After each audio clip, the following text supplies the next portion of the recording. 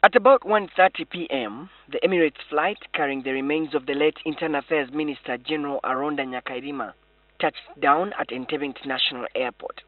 Aboard the Airbus was a team of senior government officials, relatives of the deceased, and government pathologists who had earlier flown to Dubai to carry out an autopsy. After the passengers disembarked, the casket of General Nyakairima was lowered from the plane.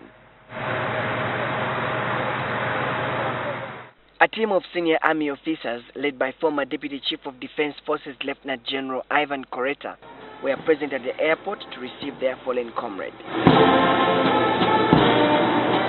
Family members, overcome by grief and emotions, came close to the casket to have a glance of the deceased.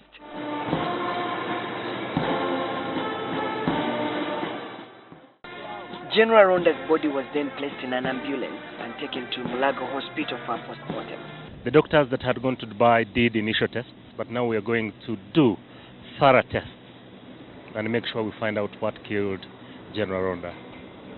The body of General Aronda Nyakairima will tomorrow lie in state as MPs eulogize their colleague who represented the army in the August House. His body will then be taken to Kololo Independence Grounds on Friday, where the public will pay tribute to the gallant army officer. He will then be buried at his ancestral home in Rukunjiri on Sunday. The Inspector General of Police, General Kale Kayihura, who was with General Aronda in the Ruwero Bush War struggle, spoke highly of him. I became his best man when he got married.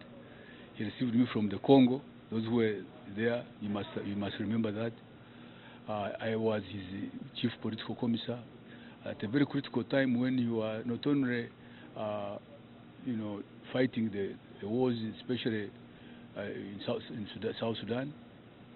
In Sudan at that time, it was not in South Sudan, and later on, and terrorism, building the army.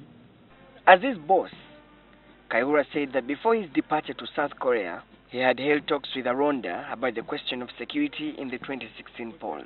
Who had left us tasks, was supposed to launch a major program, a national security program in anticipation of especially the elections, but also to strengthen national security as well fighting crime. So we were waiting for him to come and launch it. We were scheduled him to preside over the pass out ceremony, pass out of crime preventers in the Rwenzori region.